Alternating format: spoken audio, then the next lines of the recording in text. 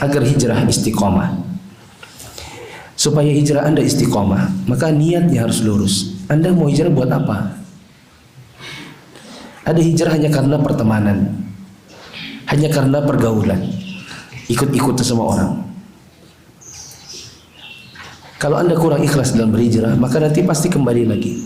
Makanya tidak jarang ada orang setelah hijrah hanya hitungan bulan atau tahun, setelah itu hilang lagi, tidak pernah muncul lagi di pengajian. Kenapa? Karena waktu awal-awalnya hijrahnya bukan betul-betul karena Allah. Ada kalau sebagian akhwat hijrahnya karena faktor ekonomi. Ya hijrah, tapi untuk mencari akhwat lalu mencari bantuan. Ya, di Balikpapan itu ada seorang akhwat yang dulu saya pernah wanti-wanti para akhwat. Kalau kita lagi daurah, ada akhwat bawa mobil sendiri, dia suka ngintai gitu. Kalau akhwatnya sudah datang sendiri, nanti dideketin. Lo Om, Assalamualaikum, Waalaikumsalam. Siapa Om namanya? Dideketin. Nanti Om, ini Om, anak saya belum makan anu. Nanti maksudnya minta duit. Ini umumnya pergi, datang lagi, yang pakai mobil, deketin lagi. Om, gitu. Suka apa namanya? Jadi hijrahnya ini ikut-ikut daurah karena faktor ekonomi. Supaya hijrah Anda istiqomah, maka yang pertama kali Anda perbaiki adalah akidah.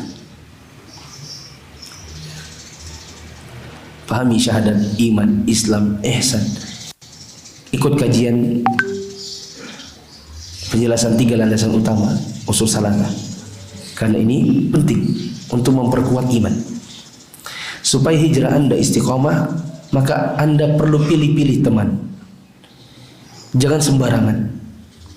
Harus teman yang kira-kira membuat Anda juga istiqomah. Ya.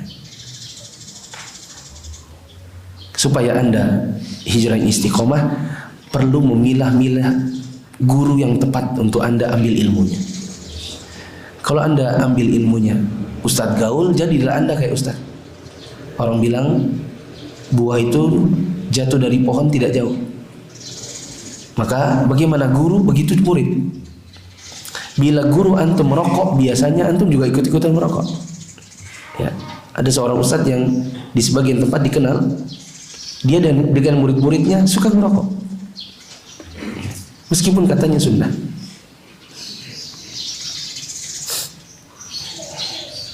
Guru itu yang ngajarin antum, bukan yang memuaskan antum.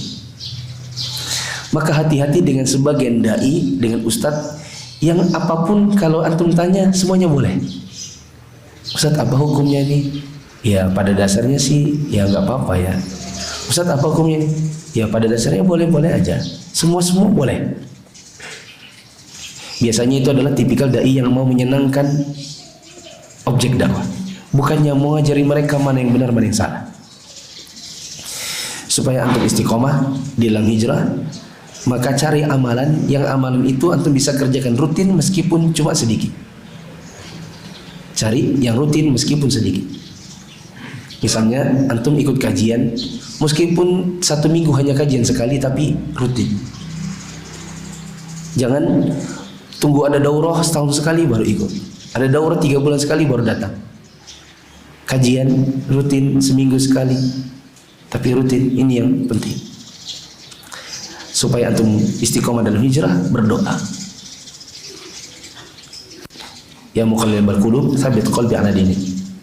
Ya Allah yang maha membolak-balikan hati, tetapkan aku di dalam agamamu. Kapan hijrah? Segera. Jangan tunggu ajal menjemput.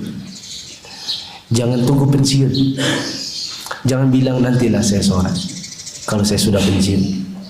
Kalau sekarang itu masih sibuk kerja. Kapan pengajian? Jangan bilang nantilah kalau ada waktu.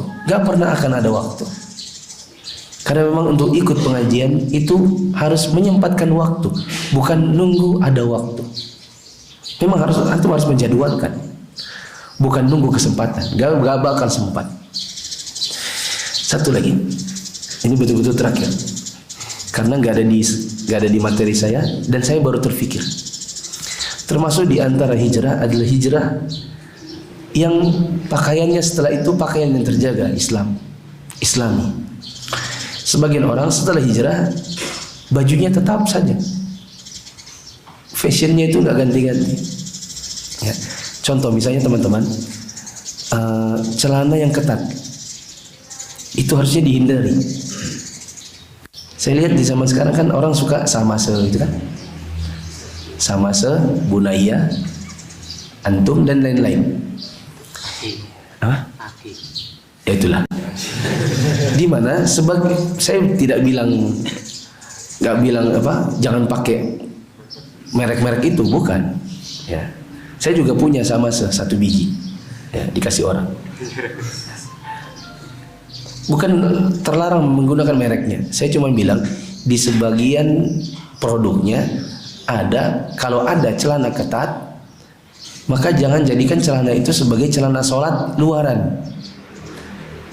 Sebagian itu pakai baju koko, tapi celananya celana ketat. Dan perlu diketahui, celana ketat di dalam sholat hukumnya makruh. Termasuk juga rosal, rompi sholat. Rosal apa rosal? Ya rompi, tapi yang ininya oblong juga. Kadang sebagian ikhwan itu saya lihat di zaman sekarang, mereka suka pakai baju kaos, rompi sholatnya itu ditaruh di mobil kah, di motor kah. Nanti kalau sudah mau sholat baru dipakai. Jadi ini kaos, ini rompi yang oblong juga. Jamaah yang dirahmati Allah, itu kayak orang nggak niat. Antum bisa pakai rompi itu bila memang pada keadaan yang memang, misalnya antum ke kebun, ya, atau antum lagi ada sebuah pekerjaan berat, pakai baju kaos. Lalu untuk ganti dengan baju gamis keringatan. Tapi kalau itu jadi fashion hari-hari, antum dari rumah pergi ke masjid pakainya juga oblong dan rompi oblong. Pergi gitulah. Sebagian kaum muslimin tidak betul-betul memperhatikan adab di dalam sholat. Ya. Wallahu a'lam bishawab.